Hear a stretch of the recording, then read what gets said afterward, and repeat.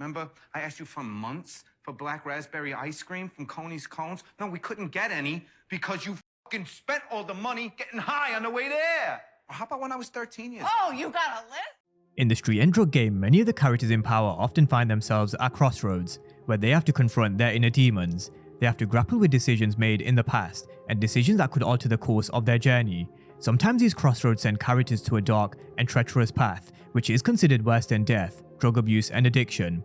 This is often an angle we do get to see in the Power universe. In recent times, there have been subtle hints throughout every show from Power to Raising Kanan. Substance abuse is a huge problem, as it is in the streets of the real world. Then this episode did shine a light on the dark consequences of drug abuse and those who fall victim to it. However, we were given tale of two journeys. For Janard, financial woes, a broken drug organization, the Serbs taking his Porsche and killing Little K. This gradually sapped the life out of Jay, although I highly doubt he's going to turn into a crackhead. But it does seem like he is going to bury all these issues with the use of heroin. However, on the other side of this drug addiction, we did see light at the end of the tunnel for Kay Egan, who stands in stark contrast to Janard's downward spiral. 9 days sober, she makes an amends with Tommy and JP, but it doesn't take away the fact she knows she was a shitty mother for her entire life. So this really was another great episode which highlighted a few problems we still face in the real world in a few different ways. So let's get into all things for Season 2, Episode 3. Now, one of the things we do associate with Tommy in Power with, it's his vintage Ford 1969 Mustang, although this isn't the first time he's caught a hell of a lot of gunfire either. Back in Power, Ghost obliterated Tommy's car in revenge. This was after Tommy killed Angela, but Ghost did leave him with a brand new Mustang, which does have a lot of sentimental value attached to it as well.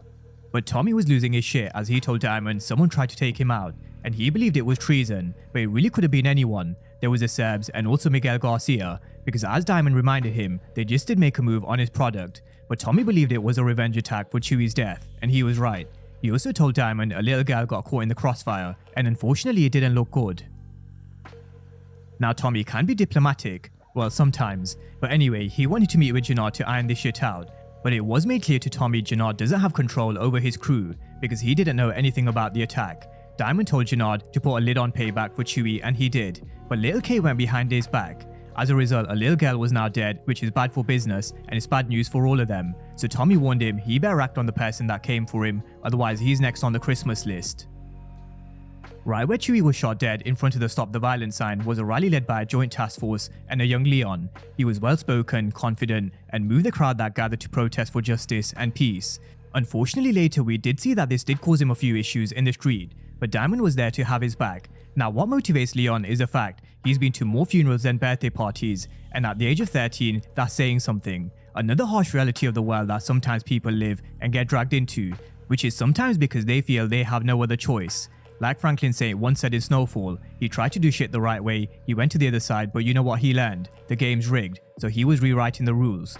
And watching Force over these last two episodes, it's hard not to disagree, especially when there are big farmers and privileged individuals getting away with a lot worse. For example, Michael. Now the CPD, DEA and the FBI have come together to stop the violence that is plaguing the city. The two crews that were middle of it were in the crowd. We had the CBI on one side and treason on the other with no sign of Little K. This is something we spoke about during Janard's story arc, the way in which he belittles his soldiers in his organization. It really doesn't do him any favors. Now welcome to the joint CPD, DEA and FBI task force, which isn't off to the best of starts. Bobby DeFranco and Stacey Marks are married, and he didn't want to get involved within the task force, but Stacey requested that he was. That's because she recognizes he is the best man for the job. This is where we do get some more insight into Stacey Marks' motivations. She has her eyes on becoming the mayor, and while everybody else is playing checkers, she's playing chess. Now there was a race to get to Little K on the streets. It was either Bobby or Janard. Although Shanti did give Janard some wise piece of advice, taking out Little K wouldn't be a good look for him as the leader of treason. For many of those who work for Janard, Little K did nothing wrong in retaliating, and you could understand her point of view, although you could also understand Janard's. He went against direct orders to hold fire on retaliating. One of the main problems Tommy has this season of Force, which we've seen more than once, is the fact he has to look out for family as well as control his drug operation. Now that in itself is a huge challenge, which Ghost did mention many times in Power. Back in the day, they used to be mobile. They could cause chaos, hit organizations, and go into hiding. But Ghost had kids and a family along with legit businesses, so they couldn't do what they did back in the day. There was way too much at stake. Now in Force Season 2, the stakes are certainly higher for Tommy because of his family. In the immediate aftermath after he was almost taken out, he was worried about JP, D-Mac, and Kate. However, controlling someone like D-Mac is no easy task. The gun that Tommy gave to JP found its way into D-Mac's hands, and no doubt something that he will use at some point, which will cause him some trouble. Now, in regards to business, both Tommy and Diamond knew they had to offload this product that they stole from Miguel Garcia, and they had to do it quick and discreet. The plan was Kendra and moving this product in Southville prison, where Diamond served his 15 years. Although Diamond was given a reminder every so often Mr. Reeves was keeping a close eye on him. But the old man in Diamond's barbershop did have his back, as the parole officer took a big look at Big Smurf and the bag that he was carrying. But even though he got away with this one, Diamond is gonna have to do something about this, although he does have more issues than just Mr. Reeves. Abuela in episode 2 warned Miguel Garcia Tommy was a white devil, and getting into bed with him could mess up everything that they've built, and she was right. No doubt someone had to pay for Miguel Garcia's shipment being hit, but it wasn't Tommy and Diamond, it was two of Miguel Garcia's very own soldiers. He thought they both dimed him out to the Serbs for a higher price, so he brought Tommy and Diamond along to show them what happens if you betray him. Now, this is one of the most brutal things we've seen in Power for a long time. Take a look at Tommy's face, and he's someone who's seen a lot of crazy shit in his life. This was also a power move to show them who was in charge, although it's just a waiting game until Miguel finds out it was the CBI who stole his product, and then it's big trouble. This is why Diamond was stressing. He didn't want any of this blowing back on them. He also told Tommy law enforcement had created a task force which didn't faze Tommy one bit, because he's been there, done that, and beat them in New York. Although will this time prove to be different in Chicago? I think we all know the answer to that question. Now, Tommy left to go to speak to Walter Flynn about Liliana. Meanwhile, the product that they stole began to filter through Southville prison thanks to Kendra. We also saw the return of Rojas from season 1, and he questioned why his guys weren't controlling the cafeteria. He ran the prison system, not the CBI. Now, Rojas has a lot of power in Southville. Apparently, cells were being raided and the CBI lost 2 keys of product. To try and tackle the Rojas problem, Diamond sent Jenny Sue, a lawyer. She offered Rojas a deal to work under the CBI instead of the Serbs.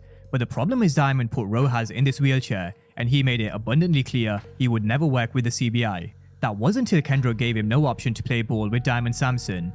Now, this is a huge win for the CBI. Rojas initially got his product from Merkovich, but he now sources his product from Diamond and Tommy. What that does is it makes the CBI stronger while weakening their competition, the Serbs. It's a huge win-win. Now, do I expect that to go unanswered? Definitely not. Merkovich and the Serbs will definitely make their move.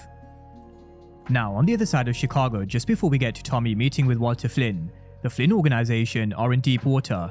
Brendan Doyle made it clear he wanted a big price for peace, which forced Walter Flynn to make a deal with Michael for a bad batch of opioids, but he needed access to his dialysis account, which Claudia changed the password to.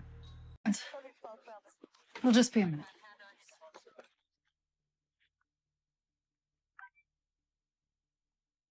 Claudia was the one who ran the books for the Flynn organization in season 1, and she had access to all the accounts. Now, during this talk with Vic, he also mentioned the deal that they were about to make was about to make it right with Dublin, which was music to Vic's ears. Walter initially told him that he handled Dublin, but Vic smirk gave it away. He was about to use this to completely destroy the last hope Walter Flynn had with Dublin.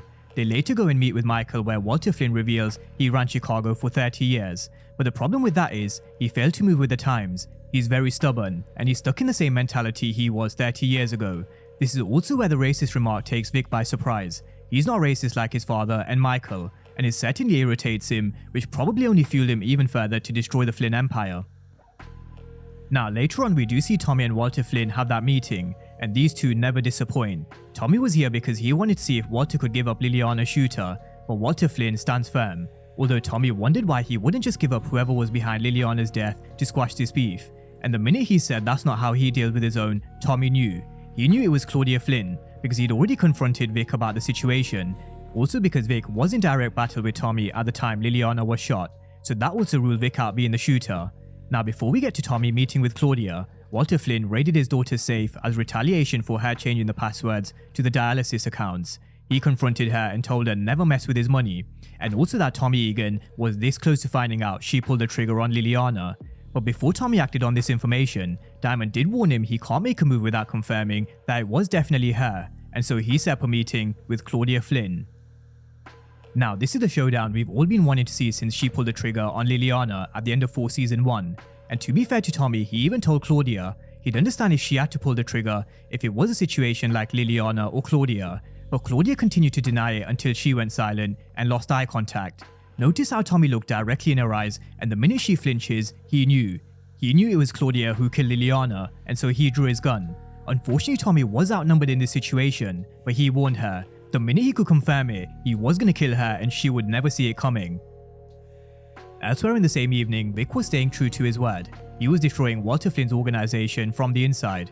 The opioids that were set to be delivered to Walter Flynn was intercepted by none other than Vic himself, who made a call to the police to alert them about the man carrying the product in a briefcase.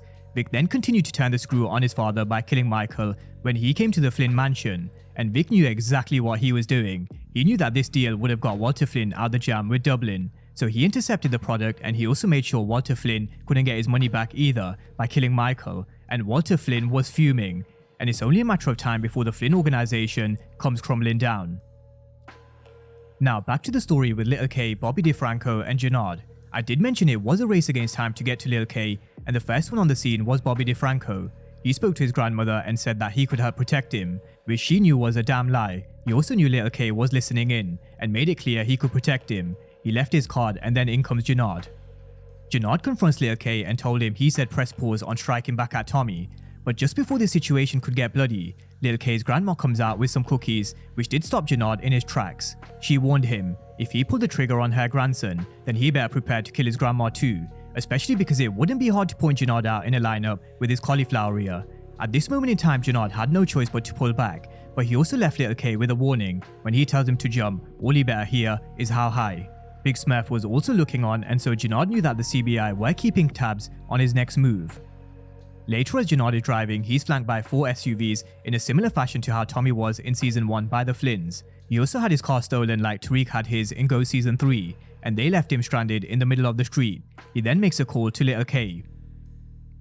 In Season 1, we learned about Janard's drug abuse and how he was always getting high on his own supply, and so it was no surprise to see him continue in Season 2, except this started to raise questions from Little K.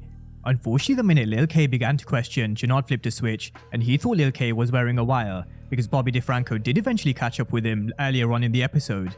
Now what followed was Chris Lofton playing the hell out of his character Janard, a stellar performance from someone who had his back against the wall, someone under pressure, and someone who had just completely lost control. He killed Lil K and left him on the side of the road. With Tommy watching on, it was job done, but not for Janard. Shanti warned him earlier in the episode Lil K didn't do anything wrong in Treason's eyes, and so this will only create even more problems for Jay within his own organization. Recognizing that there is no way out, he turns to heroin. Later that night, Lil K's body is found, and I do wonder if his grandmother will talk. She did see Janard point a gun in his direction, and warned him that he would be easy to pick out of a lineup, so Janard may have a major problem on his hands with Lil K's grandma. Now, Tommy and Kate's relationship has always been marred by drug abuse, which traces back to power.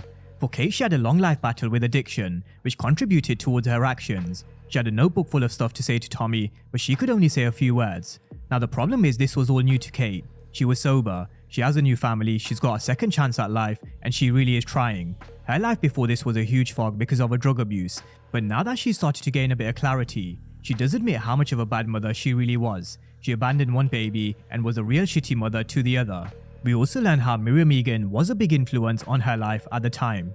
She told her how hard her life was going to be raising JP, but what Kate Egan was finding hard at this moment in time, she doesn't know what to do with all these feelings. Similar to Janard, before she used to drink and use, which would help her forget about all the pain and her past mistakes. However, she is listening to Tommy, JP and D-Mac. She really is trying. She was baking D-Mac a cake and even bought Tommy's favorite ice cream, and it may be just a small gesture, but it will go a long way in repairing this relationship because Tommy does recognize she is trying to change.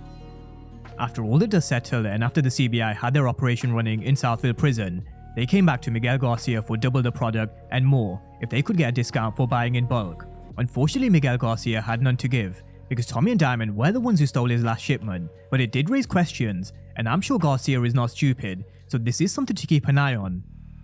Now, just before we wrap up, something that wasn't a coincidence is someone keeps hitting up Diamond, and they later text him saying stop avoiding his or her calls, we need to meet up. Now, it was an unknown number, so we don't know who this is.